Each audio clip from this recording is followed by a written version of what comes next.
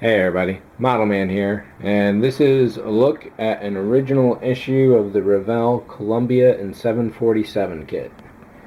1/144th scale. I tried looking around for a 1/72nd scale of the 747, but didn't see any, because that would be really astounding to fit one of the 172 shuttles to a 172 747. That would just be nuts.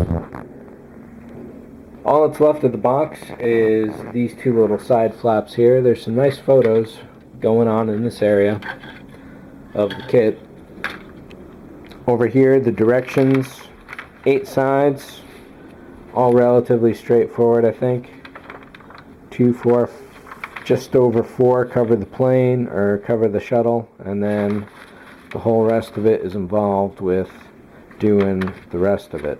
An entire page just on landing gear. I built several planes as a kid. One thing I do remember specifically is one wing was always off from the other. One way I've heard of how to fix that is to glue the wing to the body while it's laying flat like this. We'll see if that works out. Decal sheet was probably good or okay for its time. Now it's just clearly totally trashed from the ages. Don't know that I would do those decals anyway, and I'm sure the look of the plane has changed over the years, so depending on what era or mission or flight I tie this model to, that's what'll happen for the paint scheme. So decals are somewhat irrelevant, and if I need to, I can probably even clean some of them up and reprint them myself, except for the white, obviously. So there'll be a lot of research involved in this before I go building it, just to get basic colors and overall. I should probably even get a plane to practice on before I build this one, just to make sure I'm really comfortable with it. The kit itself, the lines certainly look fine. However, a real major big disappointment is that not only are lines finely scribed, such as here, however, on a very same piece, all these fine scribed lines, then all of a sudden you get a bunch of raised ones all over the place.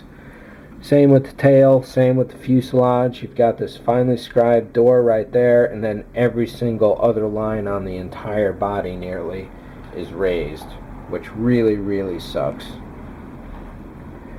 I don't quite know why they have to go and ruin that kind of thing by doing that. I don't know if I'll be scribing or sanding all these down, or just apply decals over them maybe, or what. There are some full body, full panel decals for the Space Shuttle I've come across, and once I get some of those, I'll bring them in and have a look and see how they go on the models. My intent is to build 5 at least space shuttles in different configurations of the entire process. One will be on the launch pad, one will be pre-SRB separation, post-SRB separation, on orbit, landing and flight, and so on. And if I run out, there's always the 6th trainer shuttle that's now in Houston, and there's one other mock-up of part of a shuttle somewhere. They all have names, and they can always go, and of course there's always good old Enterprise.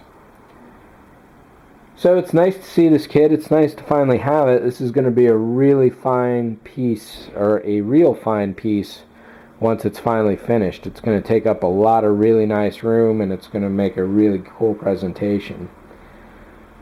I really wish they spent some time on the Scribe Lines. I guess that's modern 21st century sensibility, counteracting with, what was this, 1980s, 1990s model kit sensibility, where they were just pumping the shit out, and it was all backlogging because the hobby was kind of starting to fade at that point.